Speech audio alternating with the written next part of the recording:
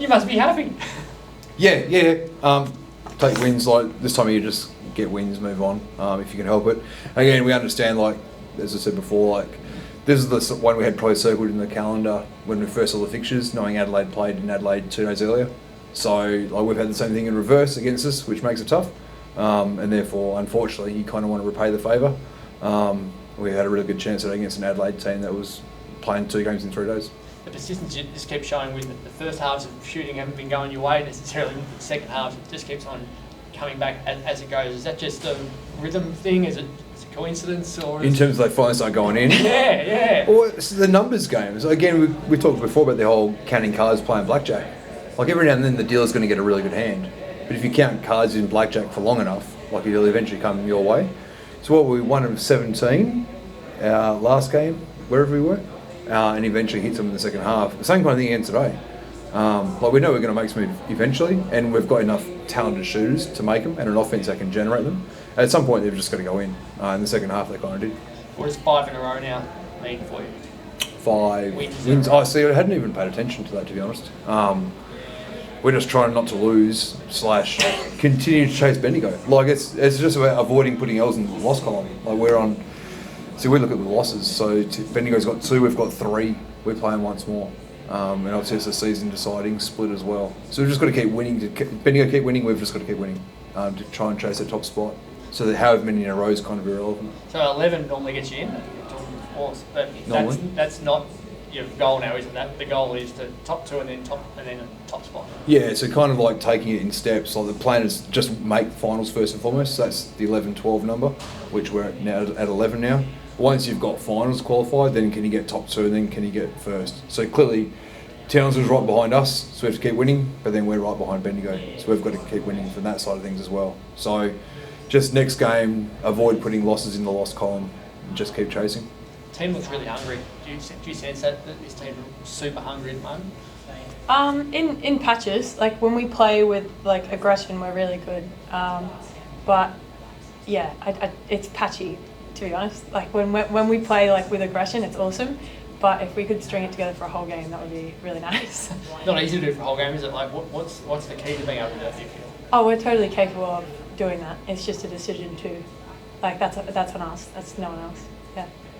You talk about Anneli's performances consistently, ball handling, setting people up. Like she's been such an addition to what you had last year.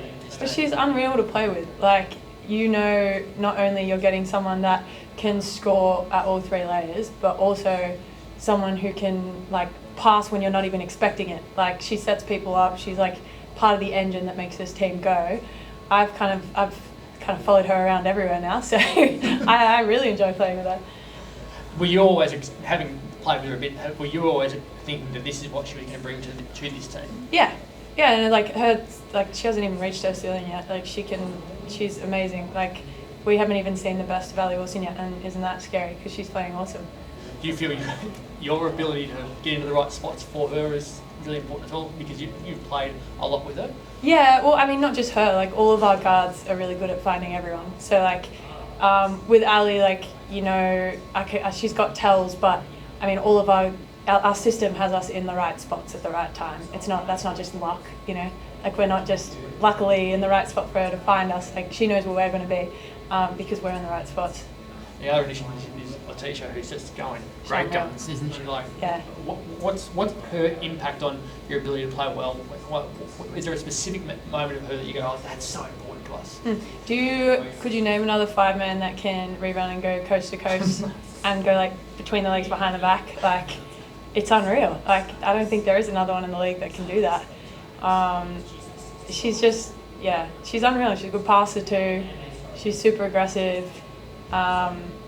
She's been such a great addition. Like she really helps us play that kind of 5-out style of basketball that we want to play. I don't have enough nice, not nice. What is it I'm trying to say? I have too many nice things to say about her. That sentence didn't work. I have too many nice things. I don't have enough nice. You know what I'm trying to say. I know what you're trying to say. Yeah, thanks. I thought it was significant that when the text got called, she went to the line. Or it was only a couple of weeks ago, she would not have wanted to stand on the free throw line. She said, "I got it." We're like, "Yep, go ahead." Like, what's changed there? Because she hasn't missed for a while now.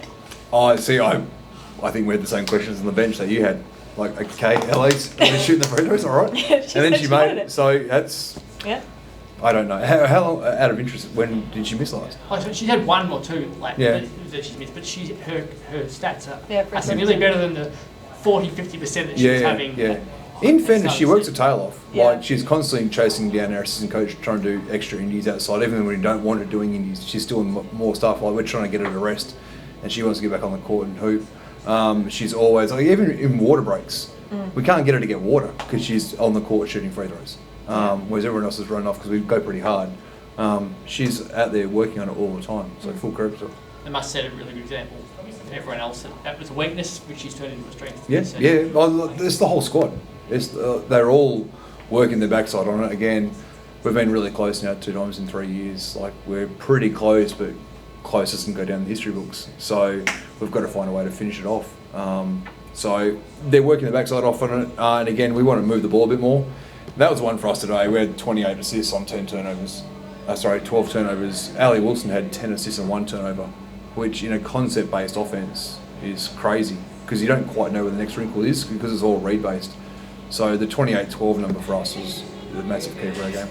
And you can sometimes get carried away and forget about how good someone's going, but she keeps getting double-doubles every single week. Like, it's not easy to do. I say it kind of jokingly, but seriously, like, you just plug and play. You throw it on the court and she just goes out and hoops. She'll get 99% of the things right, 1% wrong. So sorry. It's like, no, I need the other 99%. So you just go be you.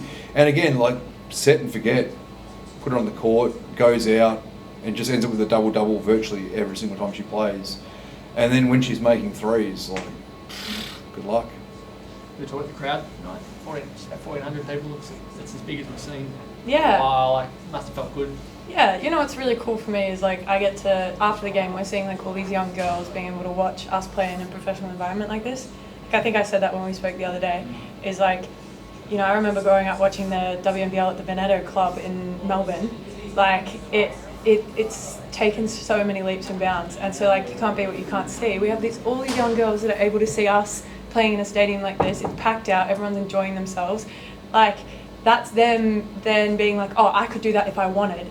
Whereas like we didn't really have that, you know, and so like we've had people pave the way, and I'm not taking away from that, but like the more visibility we get and the bigger stadiums that we get to play in, the more we're going to fill them up. And it's really cool. Like, that's the coolest part, is like the engagement that we get, but also the example we get to set for like what you could be doing, you know, in 10 years time.